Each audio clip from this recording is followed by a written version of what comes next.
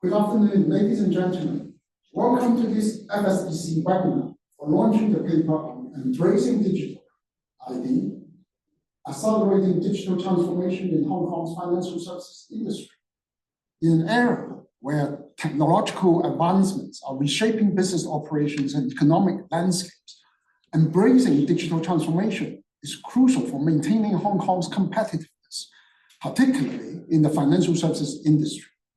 Digital ID systems are becoming indispensable, which supports a thriving digital economy by reinforcing transaction security, expanding access to financial services, and fostering innovative business models.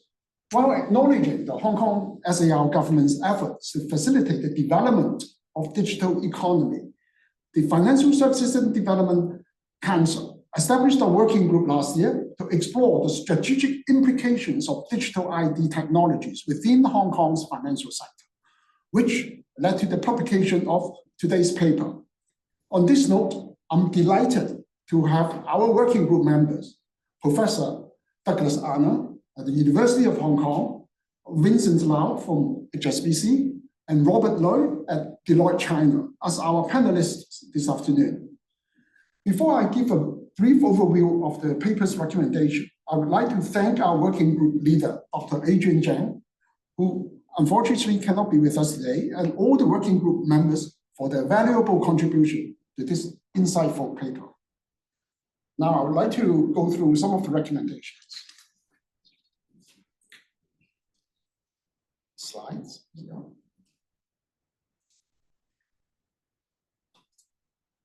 Let's look at the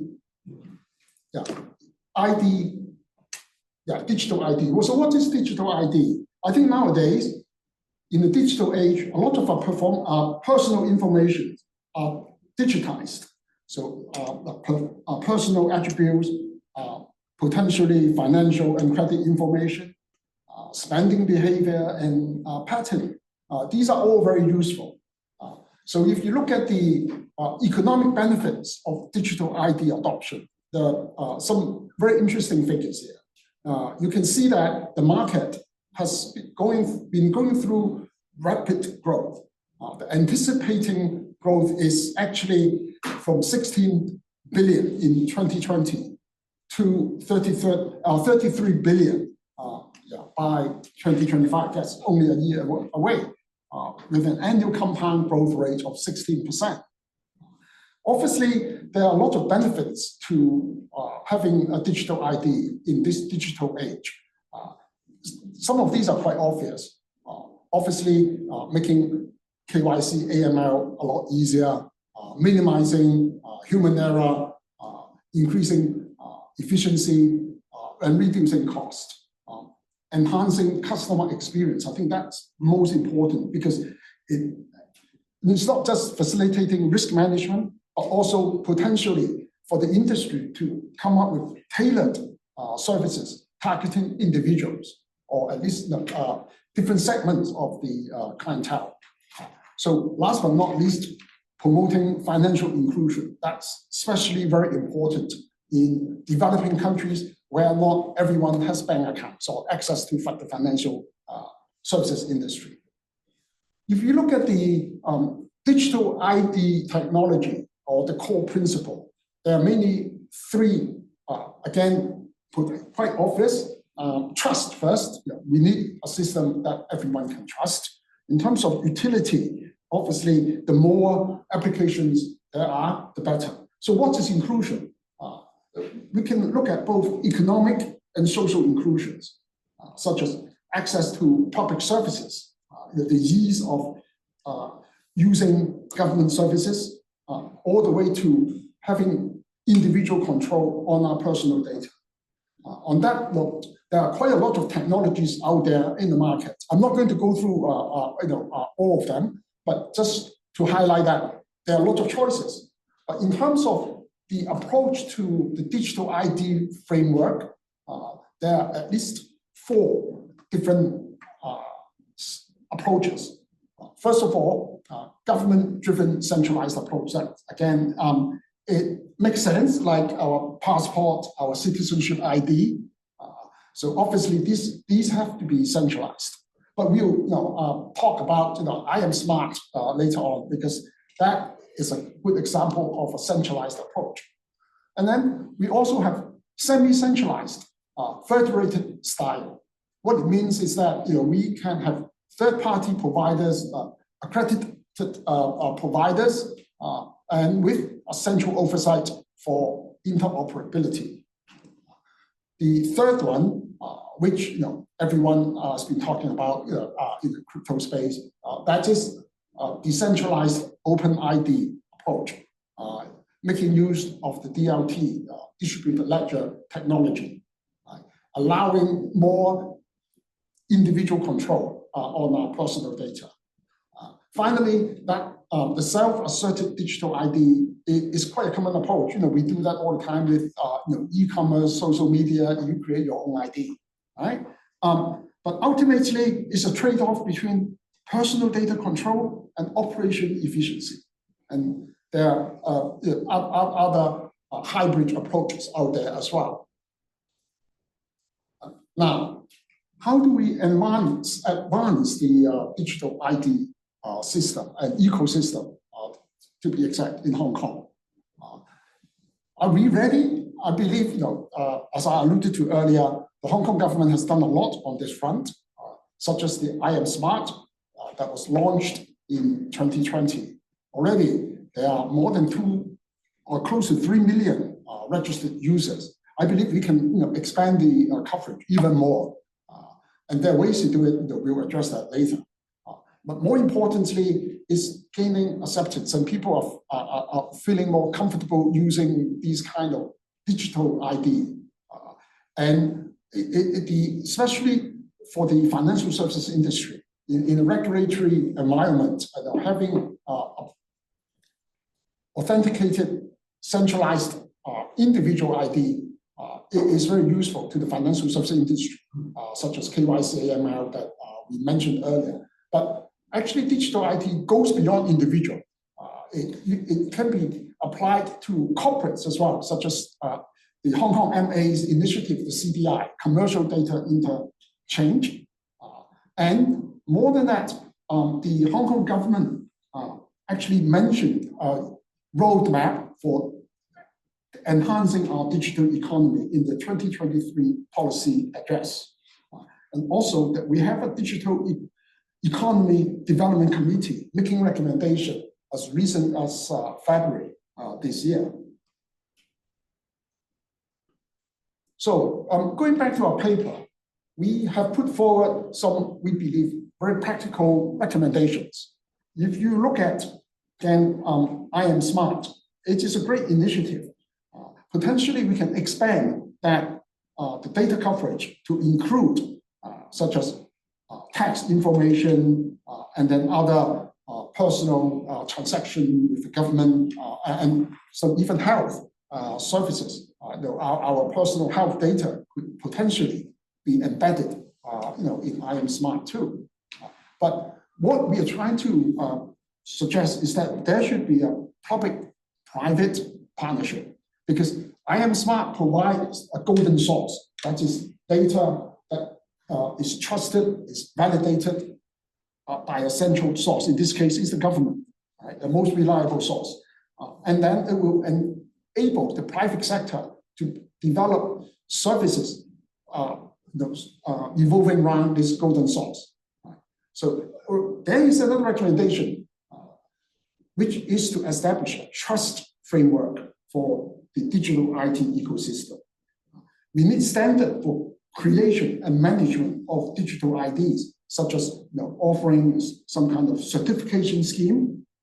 This is very important, is for validation, for verification, and ultimately leading to secure financial transactions. There are 3 more. The third one is to enable interoperability. This is very, very important and has to be supported by a sound legal framework. Why is that so? Because we already talked about a centralized system and a public-private partnership. That means we will have different service provider developing their own system, their own service offerings. So how do we make sure these systems do talk to each other, especially if we are looking at option as a recommendation for how do we harmonize these kind of different ID standards in different places together to achieve cross-boundary interaction, especially in a seamless manner.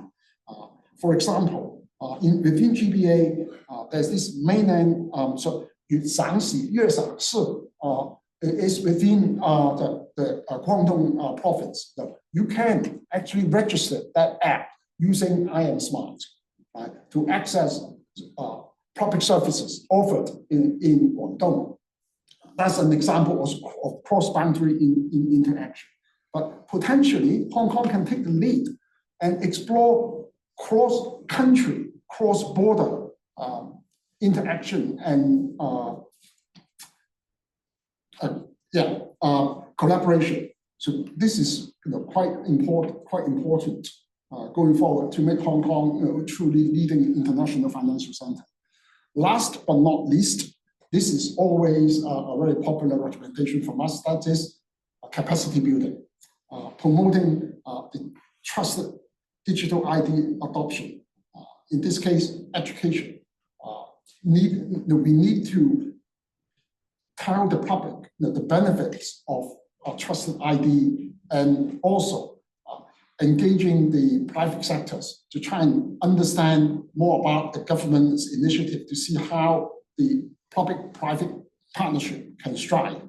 And last but not least, this digital ID task force set up should be set up under the newly planned Digital Policy Office announced in the policy speech.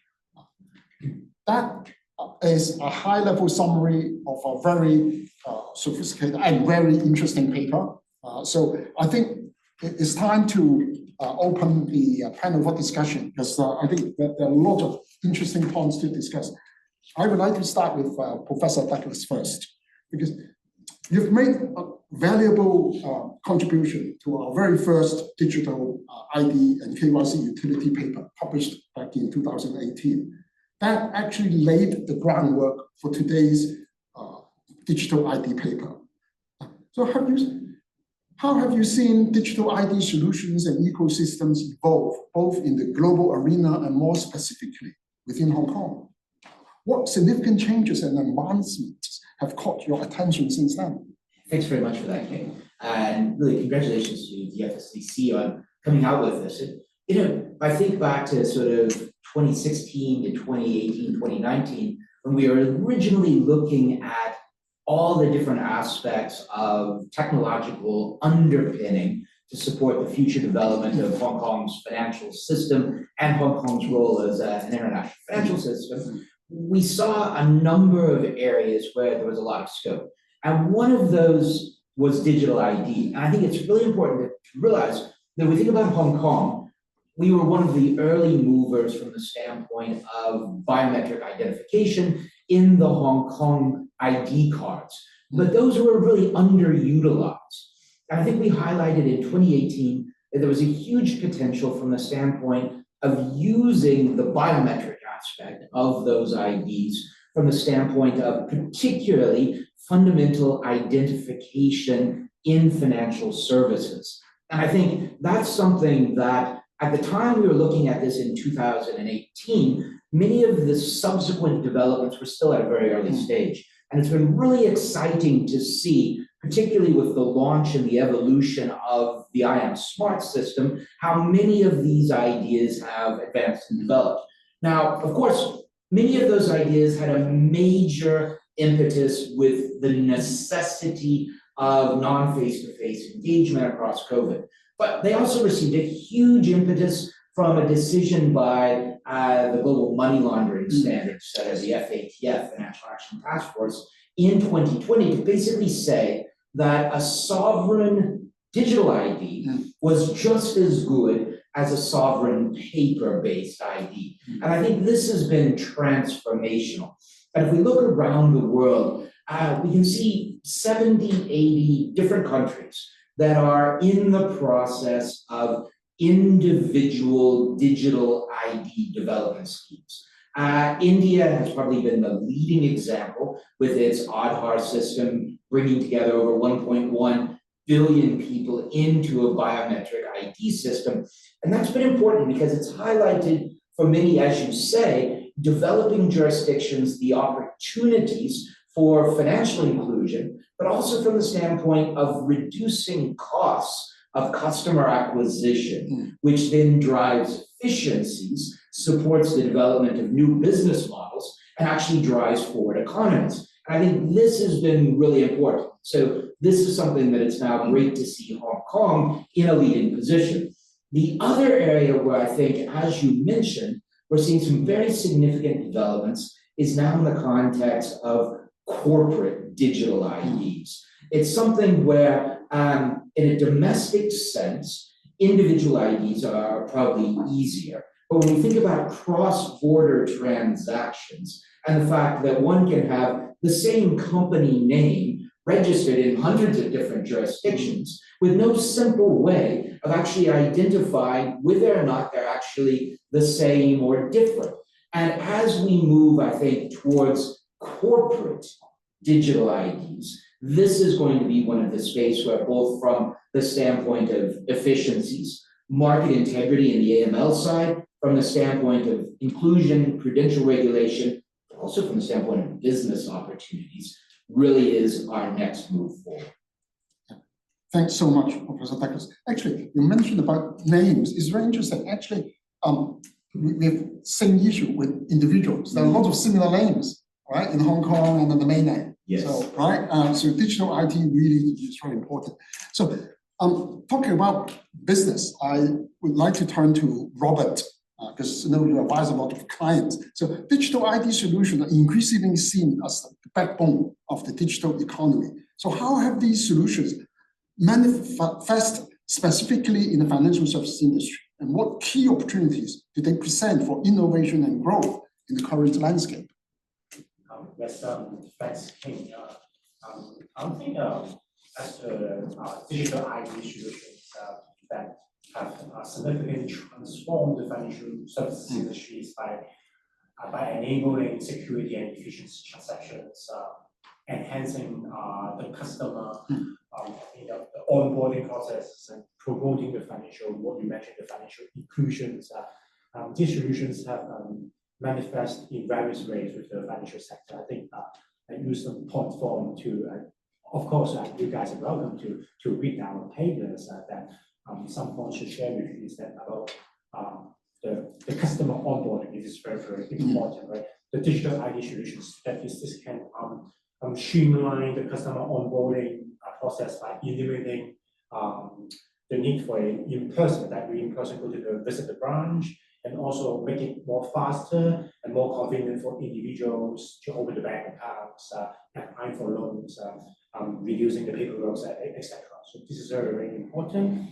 And the other piece to the financial sectors is that the importance of the regulatory compliance. So digital ID solutions help the FI to meet the KYC, the AML regulations more effectively. I think they can provide more reliable means of how to verify the customers' identities, enable the compliance with legal requirements, while minimize the risk of non-compliance penalties.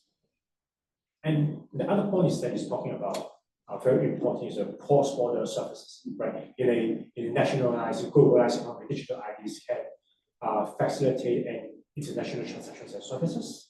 And also they can decide to work seamlessly across different jurisdictions, making it more easy for individuals and businesses to conduct cross-border activities. So it can increase all the efficiencies as well. I think the last point is about how to secure the transactions. The digital IDs facilitate security online, mobile banking transactions, and also the most important is reduce the risk of fraud and identity theft. They allow the FI to verify the identities of their customers on the real time, ensure that only the authorized individuals access the accounts and perform the transactions. So I think in summary, the integrations of the digital ID solutions in the financial sector not only can strengthen the security and compliance, but also can drive some innovations and promote the financial inclusions and support the growth of the digital economy. As an example that mentioned by King is that about our I'm Smart is a golden source for the ID verifications and also private digital ID solutions. I think it's estimated that the government's global will have issued an estimate about 5 billion digital ID globally by 2024. And I think for the I'm Smart's existing sandbox program, invites the private sector. It's very important to develop the services compatible with the platform and can utilize the data and the ID credentials for various different kinds of functions, such as the ID verifications, and also, well, with the foundation concept is in place, a more detailed, say, the roadmap or the explanatory framework is necessary to stimulate the dynamic evolution in this sector. Thank you. Thank you so much, Robert. I'm sure we'll come back on the technology front because you mentioned about transaction security. So, but both my presentation and your comment touched on KYC and onboarding, so the professor. So on that note, I have to turn to Vincent. You're the practitioner, right? So knowing you have extensive experience in the banking sector, can you, share with us how digital ID technologies have streamlined operations such as client onboarding, AML, KYC? So that would be very interesting for us to find out. Yeah, definitely. So from a banker's perspective, right? So the acquiring of customers always start with know your customer, the KYC process. So that's the foundation of banking that is as authorized institution in Hong Kong and elsewhere globally. Banks are counted on to be the first lines of defense in protecting financial stability and preventing money laundering, terrorist financing, and any of these illegitimate fund movement. So it's utmost important on the KYC process. Digital ID had not been entirely new to the industry. We have been digitizing our internal customer identity for a long time. But what we don't have is the golden source of truth that can be used and can be done one time by a central authority that we can streamline our process and use that established identity instead of doing it completely by ourselves and then repeated by all of the peers banks and practitioners in the market. So with this recommendation that I'm seeing, there's a huge potential for us to greatly save cost in terms of the KYC processes. I can bring it more real with a very personal experience. Right now, I am a committee member in my daughter's school's Parent-Teachers Association, and we wanted to open a new account with another bank. So what happened is that our treasurer is being told that he has to gather 7 executive members' signatures on 2 forms, 1 form with him, 1 form with the bank. And you can imagine 7 people going in signing at different times, and if it is my bank, my staff would have to entertain 7 appointments for these 7 members to all sign on that piece of paper for the account to be open. So that is hugely ineffective. But right now, today, even if we have some e-KYC or non-face-to-face KYC or onboarding process for individuals, but for this type of company or very small organization, when we open an account, that process is still in place where we have to do it. Even though we have not launched the I'm Smart corporate ID at this moment, even with a personal I'm Smart ID, we can already see how this can be streamlined and a lot more simple. So that's one example. Another example right now, both Robert and also Prof. Arner mentioned about the cross-border component of it. So it's a very real example. One of our customers, they wanted to make payment into Hong Kong to individuals that they may not be very familiar with. So the idea is that, hey, can your bank help us to gather the bank information or contact information for our beneficiaries so that we can make payment to you? But because this is cross-border payment, the bank on the inward or the receiving end of it has to do sanction screening to make sure that the individuals are legitimate. And that become a problem. We cannot just simply get an email address from the individuals and pay the payment through FPS because the payment originated from overseas. So initially what we wanted to do is we can establish a web portal for that individual, send them an email, let them register their personal details and all the information that we need to sanction against with. But then the problem came, how do we authenticate those information? How do we make sure that those information are real and true? And it really killed the proposition. We talked to HKMA, we talked to a lot of the practitioners, and there's not really a foolproof way to do this without a proven source of truth, a central repository of identity that HKMA can trust, the bank can trust. But going forward with this recommendation, if implemented correctly, that is a huge opportunity for us to innovate and create new business model to facilitate different use cases, including the one that I just mentioned. So there's a huge benefit to the customer journey, how banks operate, how do we provide new services to the industry, and then ongoingly to save costs on maintaining this information, and not only for one bank, but for the industry at large. Because right now, according to some survey, a bank typically or on average spend over $40 million on KYC compliance. That's a huge number. I'm not saying that with this digital ID or smart corporate or individual IDs, through implementation can solve all these problems, but definitely there's a big room for us to lower the cost of operation. Absolutely. Vincent, actually, your comments are echoed well by a survey that is quoted in our paper. According to that study, adopting digital ID could potentially save 110 billion working hours, right, globally. So that's an amazing figure.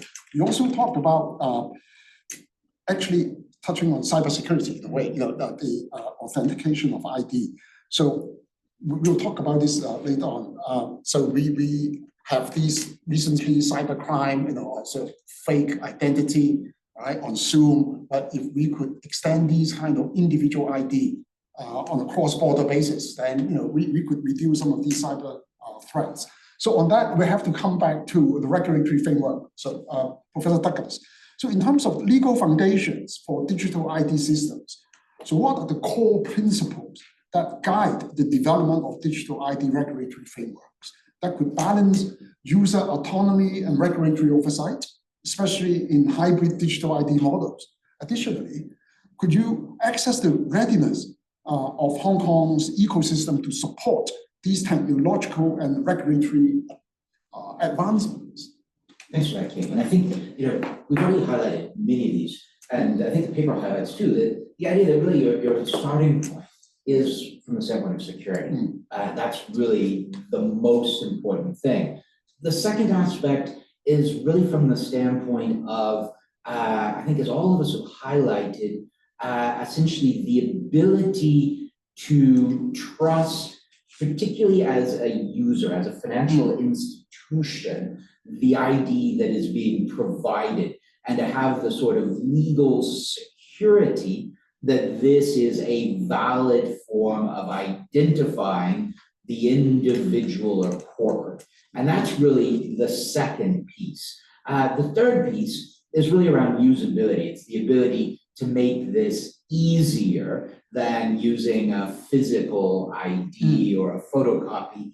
And the fourth is really around the data protection issues. And I think in all of these cases, it's something that the technological regulatory environment was always very clear in Hong Kong. It was simply a matter of really putting the pieces together to enable it all to work. And I think very importantly, we're now to that point. And I think there's actually then a second level, both domestically, but it also goes across border. And that is this point that I think Vincent highlighted really well, which is around the connection between identity and signatures, contracting, transaction confirmation.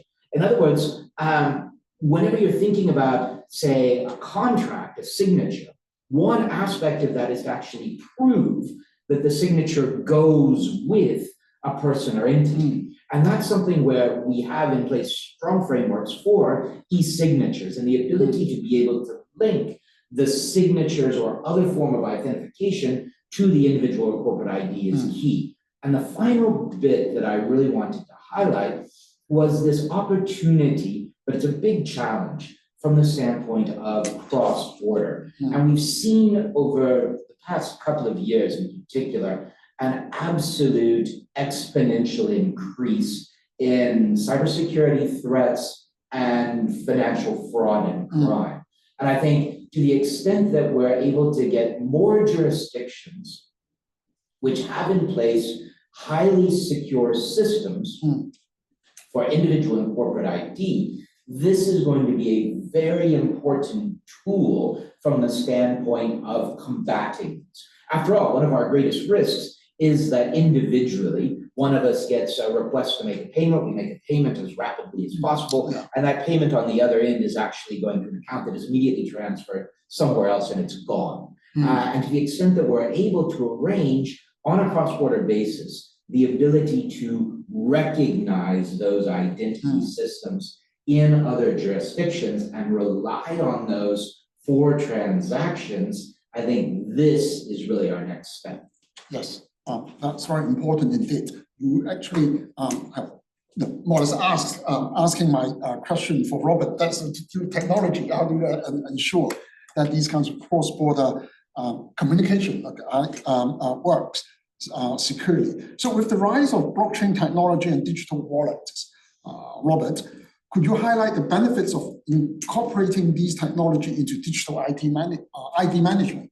What are the key considerations for organizations to effectively integrate these emerging technologies into the existing systems and infrastructure?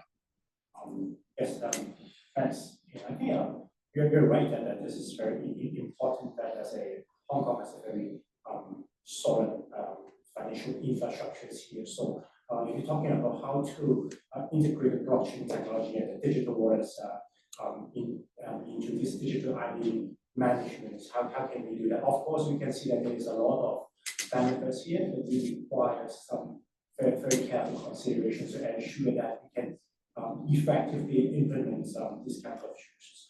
We're talking about the benefits is that, first of all, is that everyone, I'm talking about the blockchains many years ago, is that the blockchain technologies obviously decentralized, say, immutable ledgers, which significantly reduce the risk of the identity theft and the data breaches, right? And the digital wallet can secure the store and manage some digital identities and ensure that personal information is being protected. I think this is one of the benefits. And other is cost efficiency, right? The cost efficiency is also very, very important. This can reduce the need for the intermediaries, the manual process, lead to some cost saving, and the digital wallets lower the say the overhead associated with physical identity documents, and also is that some of the emerging nations can leverage the digital IDs to overcome traditional infrastructural limitations, making identifications accessible to more people, including those in some of the remote areas as well. And the other point is that can secure and user-centric digital ID system can emerge from the convergence or advanced technologies like blockchain and the digital wallets, right? And the users can have greater control over the digital identities, deciding when and how much information to share with us. And the key considerations, right, for the organizations before implement this kind of technology is that whether the organizations the infrastructure, the technical infrastructures, we must ensure that the existing structures, the existing system are compatible with these new technologies, right? This might require the upgrading of the IT infrastructure to support the blockchain and the digital wallet solutions. And the other is that for the privacy and the data protections, compliance with the data protection regulations is very crucial. Other organizations must ensure that the use of blockchain and digital wallets comply with some relevant privacy rules like the general data protection regulations. And some of the legal and regulatory framework is also very important, right? The organizations must navigate the evolving legal landscape regarding the digital identities, particular concerning about some that we talk about is the cross-border operations and some of the data privacy as well. Yeah, thanks, Rob. You actually highlighted some potential hurdles to financial firms adopt and implement this new digital ID approach. such as regulatory costs and potential development costs. So again, I have to go back to Vincent. From an operational perspective, so are these the main hurdles that Robert mentioned? And are there others that you can share with us when deploying these kind of hybrid or centralized digital ID models? So how can collaborations between the government and private sectors address these challenges? Yeah, definitely. So actually what Robert mentioned, right? So a lot of what you described, both the technical capabilities as well as the legal or regulatory framework are instrumental for a bank to start this journey and to fully embrace a digital ID ecosystem. So before you even get there to start deciding to do a full-fledged implementation and integration into a new or enhanced digital ID regime, it is very important for me or for my team to get across our internal stakeholders to understand first why or how this is done. So that's why in our paper, there's also a recommendation around building a trust ecosystem that defines best practices that showcase how things are done and that collect different use cases and how different scenario can be handled. So something like that can give our internal policymakers and risk stewards a lot more comfort in embracing this fully so that we can get a business case going and implement this in the right way. And then a second hurdle or a second opportunity is really on the interoperability of how digital IDs can work across different institutions, across different banks, and ultimately across different jurisdictions, including the GBA or other jurisdictions involved. So both a technical interoperability as well as a legal regulatory interoperability is going to be instrumental. Without those, it is going to be quite difficult to form a very forward-looking or innovative business case to push the agenda. Last but not least, it would be on the adoption, right? So right now we have about less than 3 million registered users, but the transaction volume is still not as huge as the registered user number indicated. So I have to confess, even though I had a computer engineering background, I work in digital banking, I do digital currencies even. This year was the first year that I used e-tax to file my tax return because we humans are creatures of habit. So I'm so used to filing the paper form. I can fill it in maybe 10 minutes, get myself and my wife sign it and mail it, right? So it feels so convenient and it feels so regular. It's just an annual ritual that I'm doing. But this year, this first year that I'm using it. So it's not about whether or not I know how to use it. It's not about how easy, how not easy it is. Sometimes it just takes some efforts for the public and private sector to come together to promote this kind of new regime or new benefits, so that we can reach a point where there's a lot more users going to use it, and then from an industry perspective, there's a lot more incentive for us to actually embrace and integrate fully with a new or enhanced smart or both for a personal or corporate scenario. Thank you, Vincent. You brought up a very good adoption, and that also echoes our last recommendation, the fifth one. Education is important, and I'm glad that Ojo has been talking to the industry. So we should extend those education to individuals as well.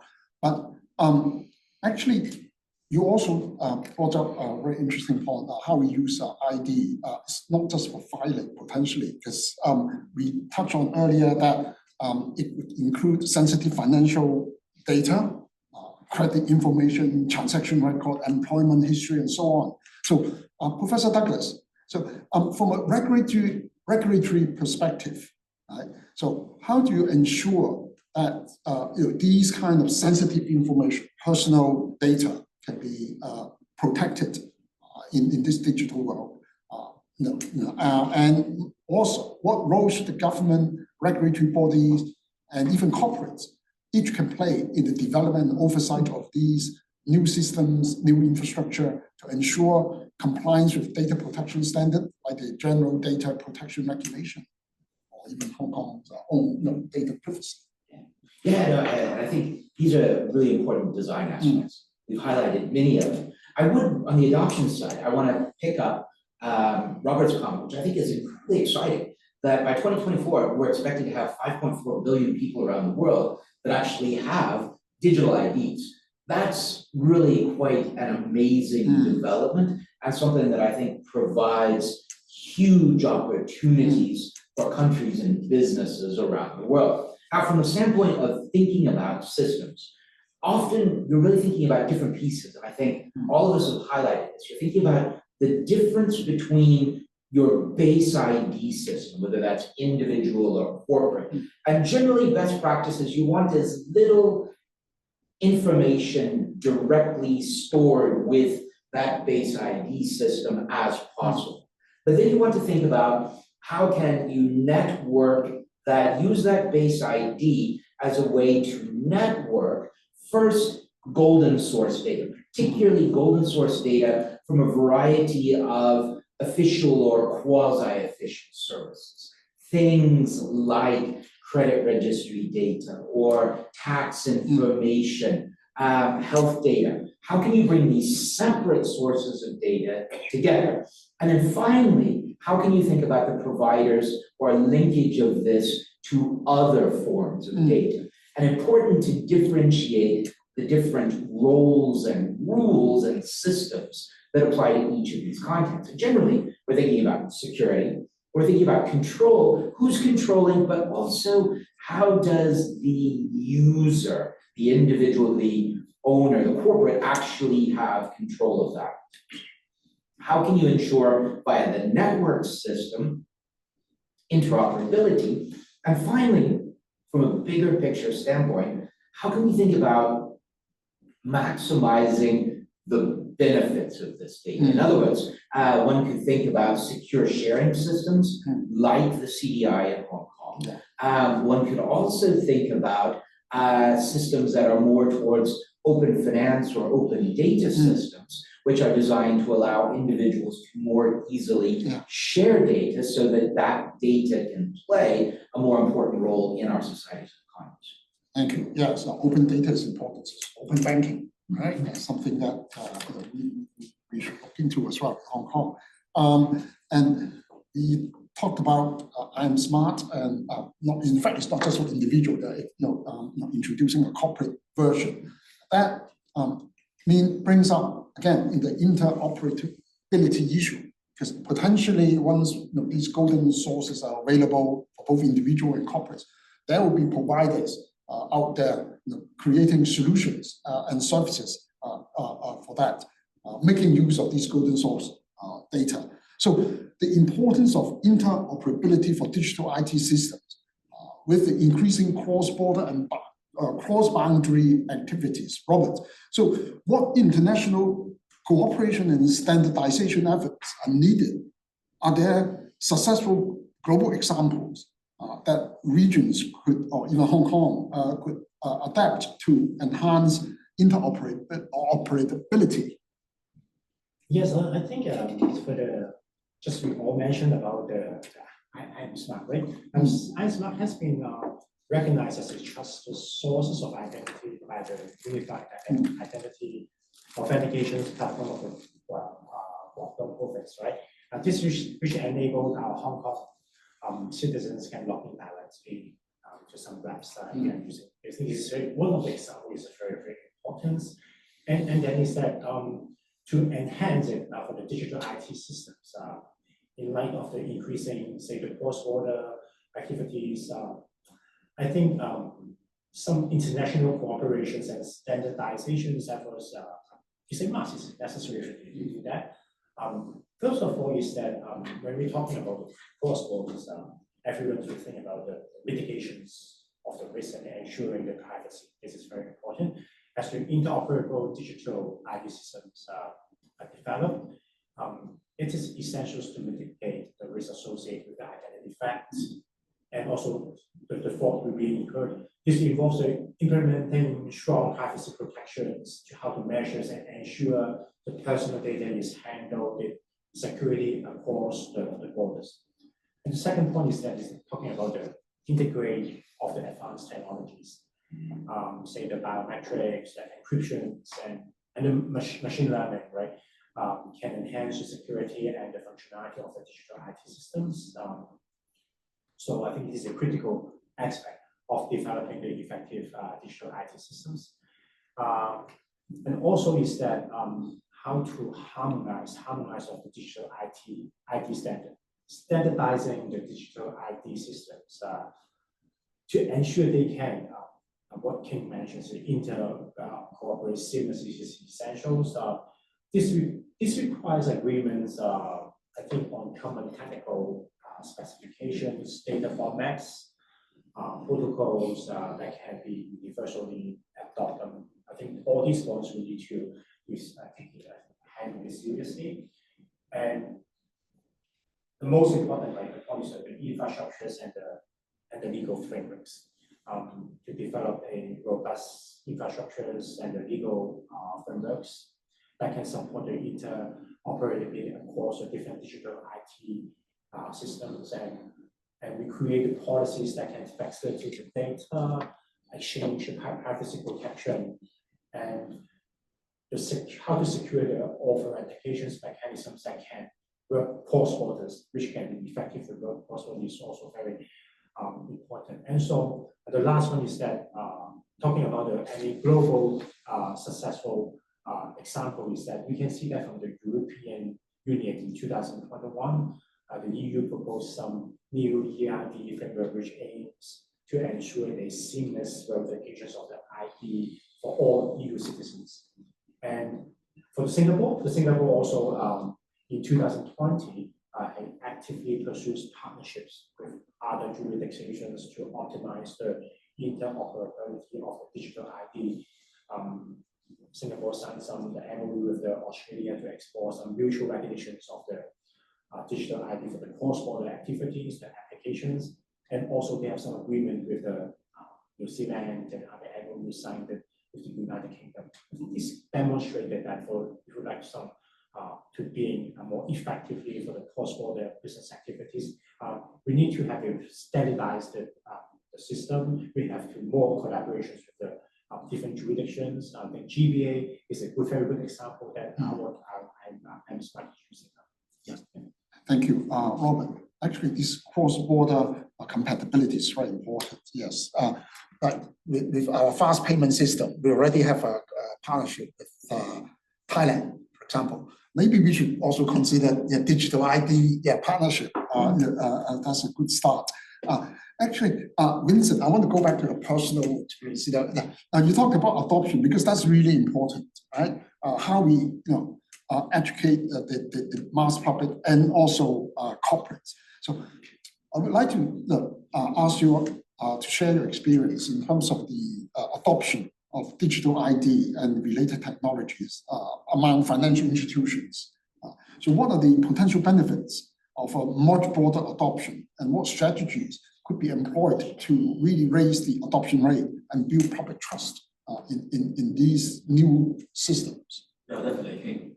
As I mentioned earlier, when a bank or when financial institutions or financial service provider embark on a business case to build new capabilities on innovations, they always have to look at the return.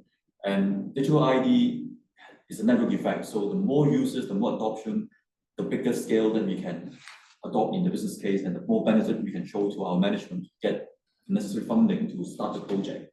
So definitely the awareness and the adoption is going to be key for financial institutes to embrace the integration with a new digital ID regime.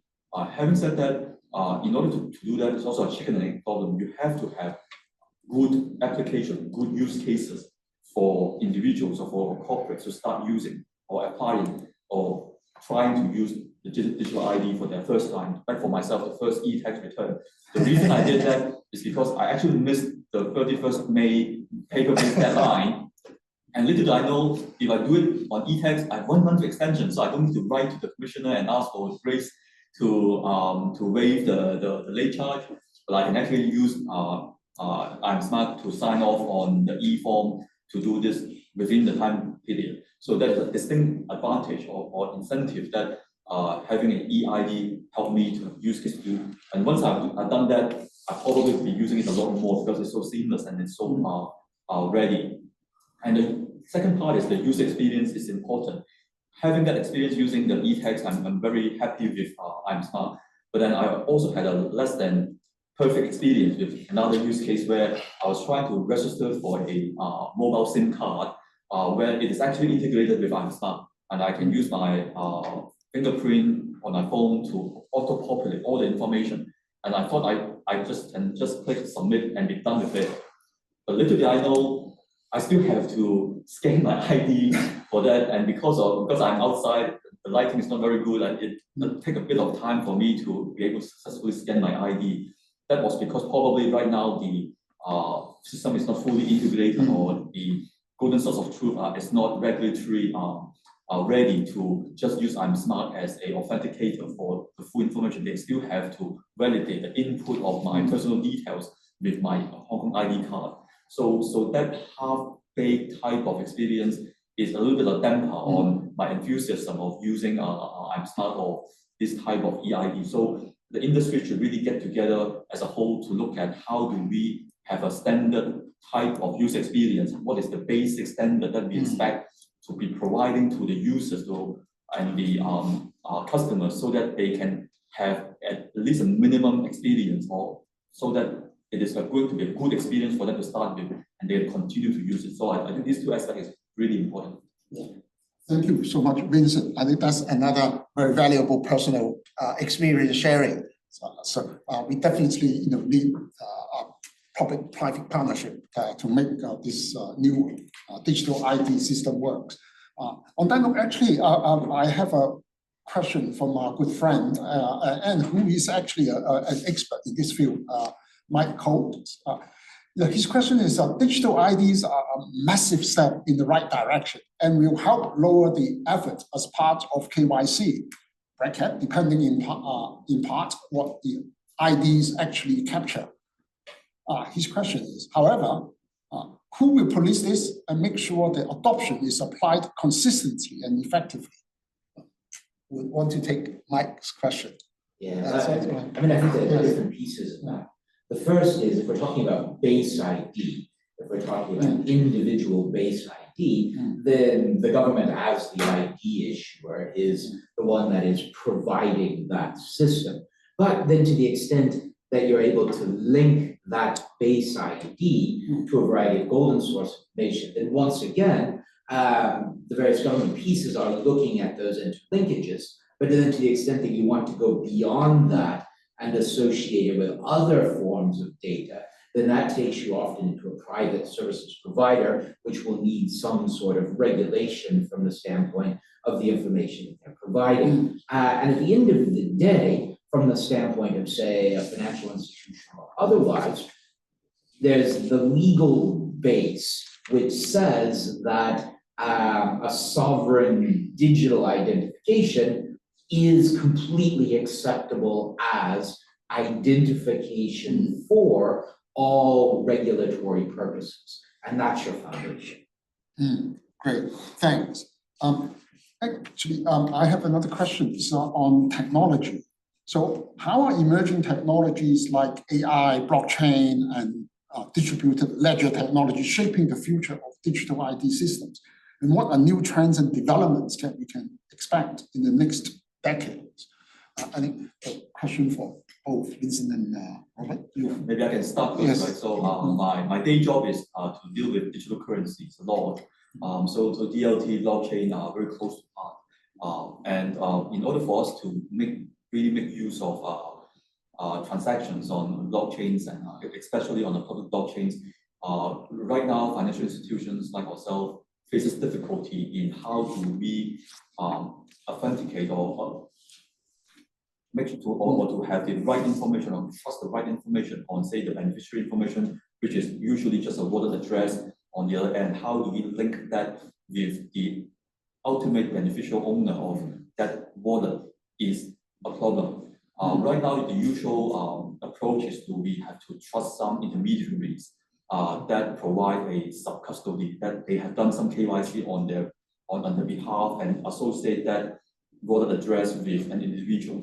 But in order for the bank to work with any of such partners, we still have to do a lot of due diligence on how robust their KYC process would be. How do they onboard these customers and provide them with the sub-custody wallet addresses? So that is not very effective, efficient. So the view is that if there is a self-managed type of ID that can be trusted by a golden source, like in this case, issued by a government or a federated type of authorized providers of identity that is linked to the golden source, that will make things a lot more easier for us to innovate use cases on public blockchains and promote digital currencies in different scenarios. So that's something that I really want to see happen once our baseline digital identity has been established and we have invited adoption of this, and then we can move towards this type of self-managed type of ID in the wallets on blockchains and different use cases in Web3. Okay. Yeah, I know we only have 5 minutes left, but I've one more question. It's about individual and corporate IDs. Are they very different? Do we need different legal framework or system for it? They're interrelated, but they are very different. In other words, if you're thinking about corporate ID, a corporation, at the end of the day, the corporation can't present itself physically, whereas the individual, there are the biometric information or the physical person. It's also the case that from the standpoint of duplicability, yeah, you can have the same individual names in multiple times, but at the same time, there's only one person. Whereas a corporation, you can have literally hundreds of legal entities with the same name. So it's impossible to say that these are different things. And so that's one of your biggest challenges, I think, this material versus dematerial. And then from the standpoint of what you need from the standpoint of proving identification. And I think the second level, and it kind of goes to the points that Vincent and Robert were making, is that a corporation is by nature tied to a variety of supporting information, directors and directors' IDs, locational information, financial information, all of which really are the nature of that corporation. And so in many ways, they're quite different. I think in a domestic jurisdiction, both are relatively straightforward. I think once we get to cross-border, it becomes much more complicated. Thanks. Yes, I think it's agree with Professor Ruth is that if you're talking about the cross-border, is really much more complicated. It's not only about talking about the legal, the compliance of different jurisdictions, and also the data privacy issues of the different jurisdictions. So it's talking about the corporate the digital IDs, the companies with a similar name or with the individuals with the same name. I think it's very you incur a lot of costs to do that way. So we're talking about the cross-border one. I think it's much more complicated than how we can solve it. I just mentioned before is that we should have some standardized, and we need some collaborations between different jurisdictions of the digital ID, the digital ID ecosystem.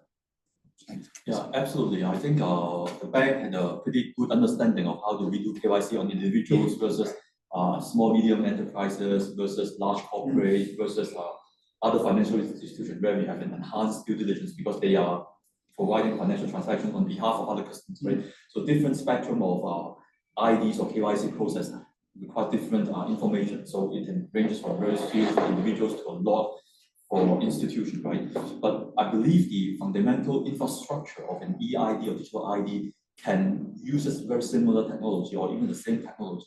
What defines the differences is a structured data within the identity that is captured, how many information, how much information we need to envelope in the digital ID for it to be useful. So I'm looking forward to smart corporate ID as the first start that targets, I think, individual SME first as a more simple use case to prove it works, and then we can add more complexity and more data pieces into the solution so that it can also facilitate use cases for larger corporates or even other financial institutions down the road. Thank you. Yeah, we still have a lot of questions, but unfortunately, our time is up. So I would like to thank our panelists for the really insightful sharing. I would also like to ask our audience to stay behind for a quick polling, because we would love to hear back from you how we can enhance our future performance. Thank you. Thank you. Thank you.